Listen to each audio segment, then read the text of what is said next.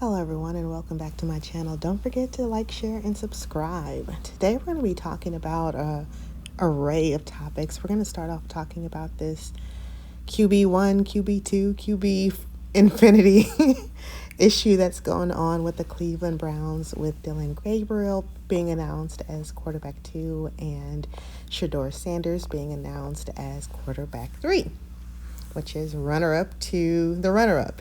Anywho, I think the Cleveland Browns is using Shedeur for the same thing that they being the Cleveland Browns, they being the NFL, they being public media, are accusing Shedeur and his family, Deion Sanders, Shiloh Sanders, and even the Colorado Buffaloes about clickbait, clicks and likes.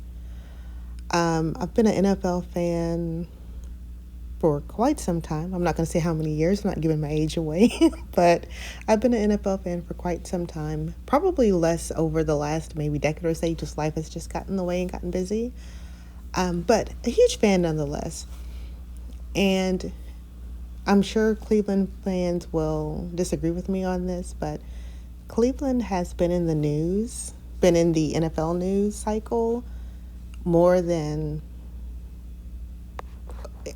at least within the last past since they signed Shedeur, more than I can ever remember.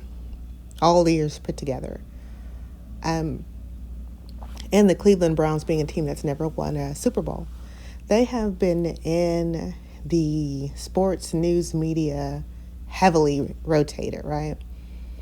And obviously attention generates revenue. And so for the same, and now we can go into the argument of who's better between Shedeur Sanders and Dillon Gabriel. I have my opinion. I think that they both have strengths, they both have weaknesses, but I do think Shedeur has a little bit more presence on the field, and I think overall he's slightly better than Dillon Gabriel. Now that's just my opinion.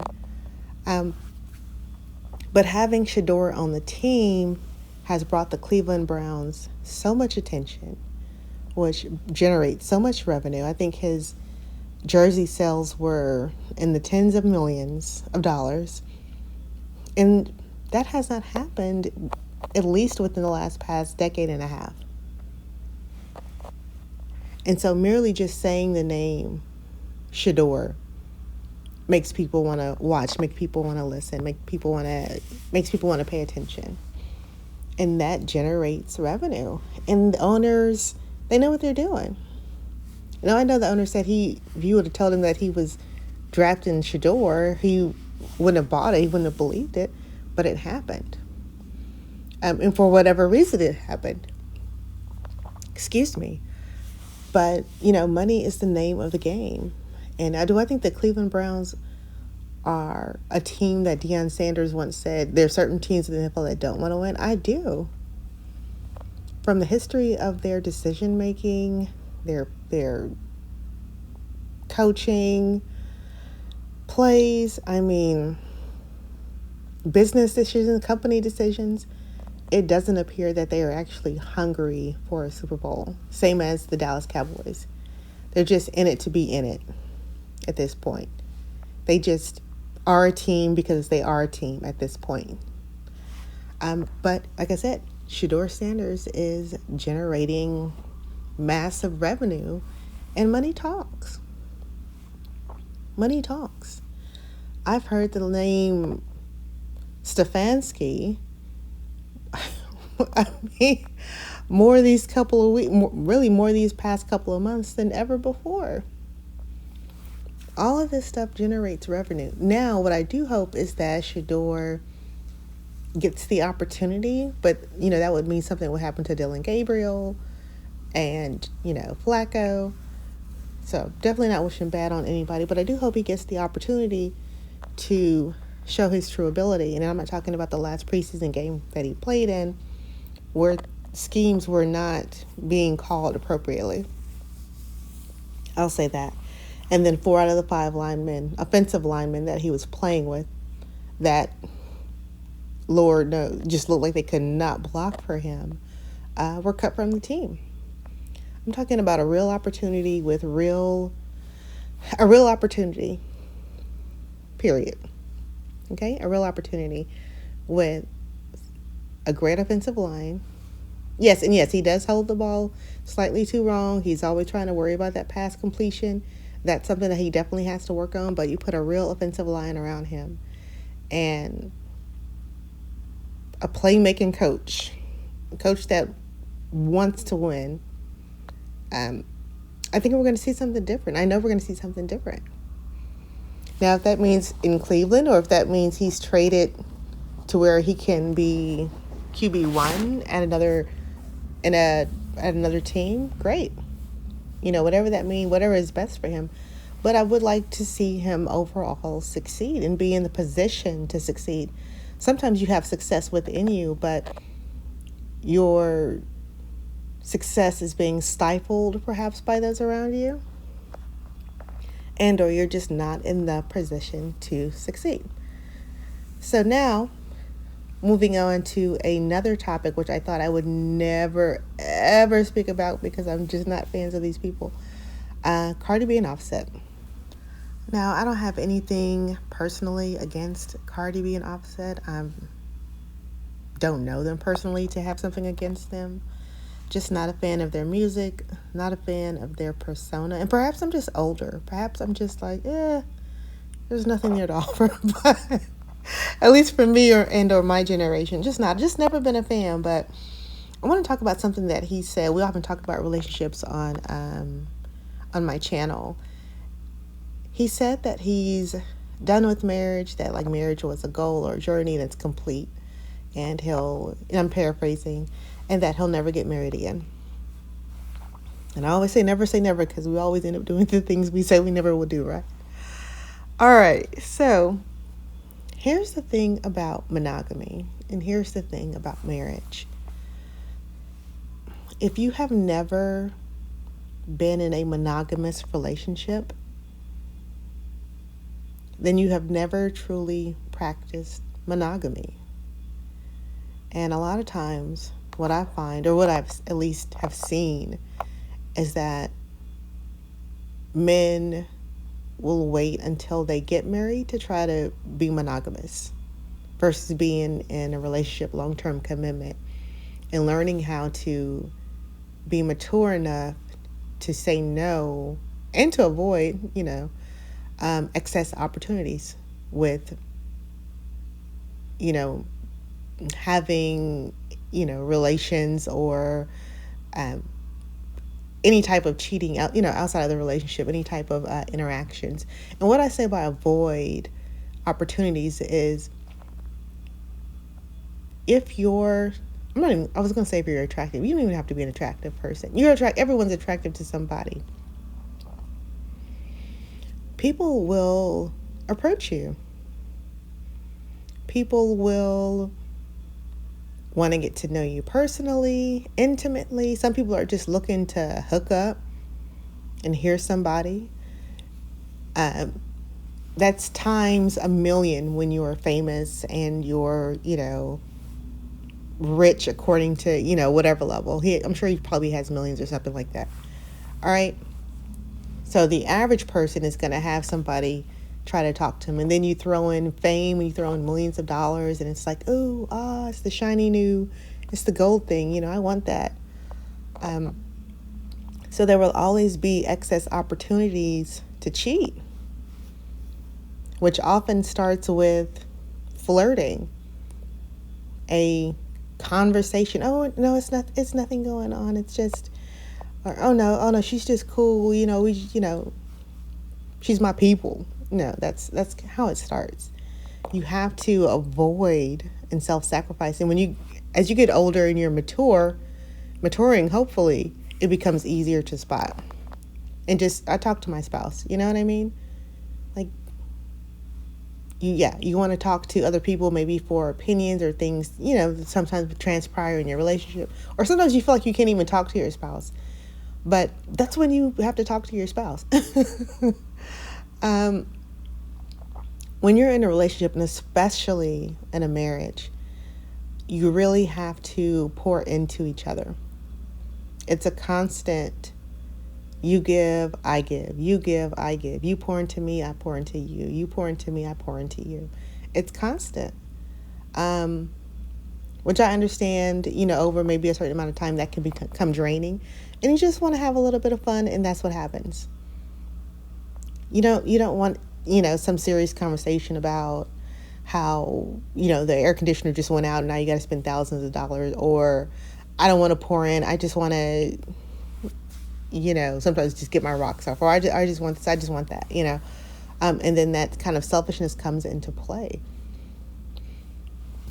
That is something that you have to practice. If you're going to build something worthwhile, long lasting, and that's just not relationships, that's, career wise, and that's across the board.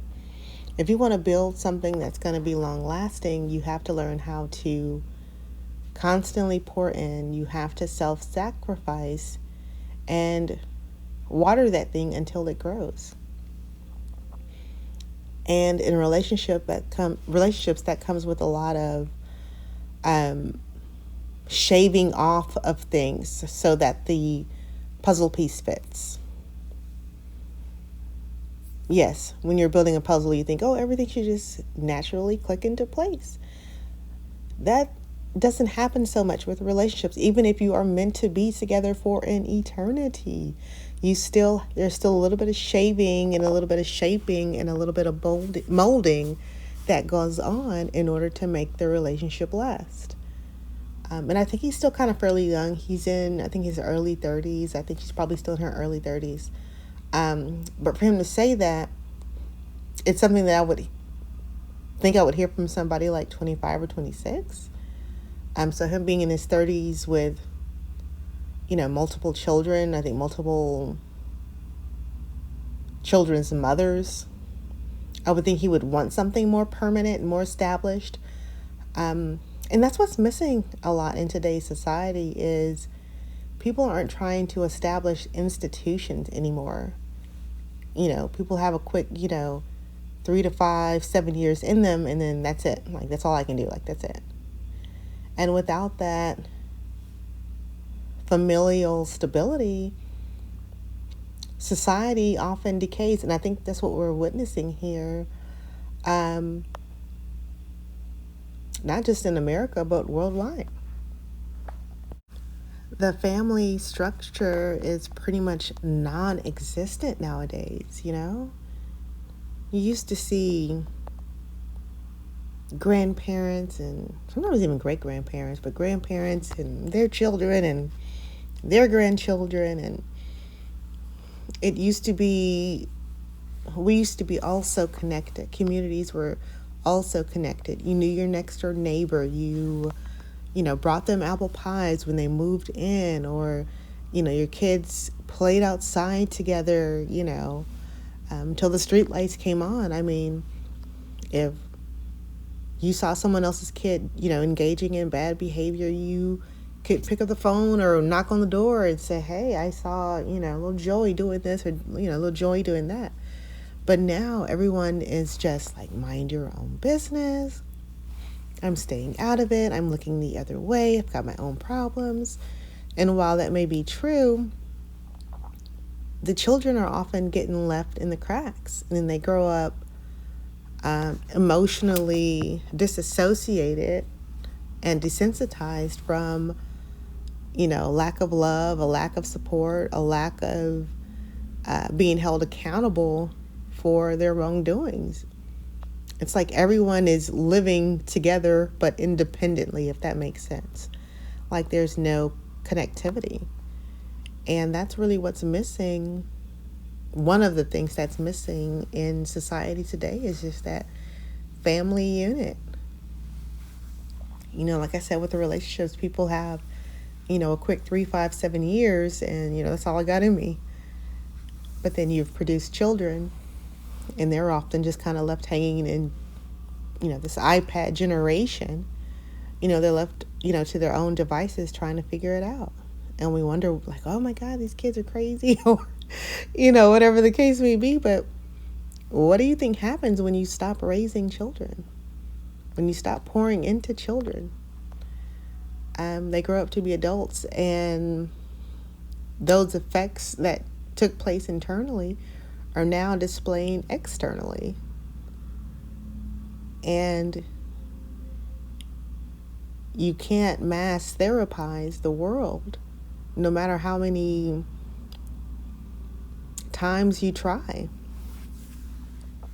You see a lot of companies now having like mental health counselors on site or virtually for you to, go talk about your problems and get something straight. And while I think that's wonderful, I'm wondering, like, where is this problem stemming from? Where is it coming from? Like, why is everyone needing to have a mental health counselor? And yeah, while it's something that's been tapped, in previous generations, like, it's so much so now, it's like, oh my gosh, is everyone needing to lie down on the couch? I guess so. So anyway, but I'm not against therapy. That's not what I'm saying here. I'm just wondering, like, why, it's like all of a sudden you see a surge in diabetes in a certain town. You start wondering, what's going on? Like, okay, great, now we have the access to diagnose, but like, what's going on? What's the root of the problem? So we got to get back to having those family units. And while I understand that there are probably some family members that you have to kind of steer clear from, figure out what's going on with them. Ooh, excuse me, I got the yawnies there, didn't I? But anyway, I just wanted to come on and just rant and vent a little bit about these two topics. I would go into Trump's tariffs and all of that, and how it's affecting the economy and people's daily lives, but I think we probably have had enough of that and have heard enough of that, and I always want to keep things on a sunny and positive note if possible.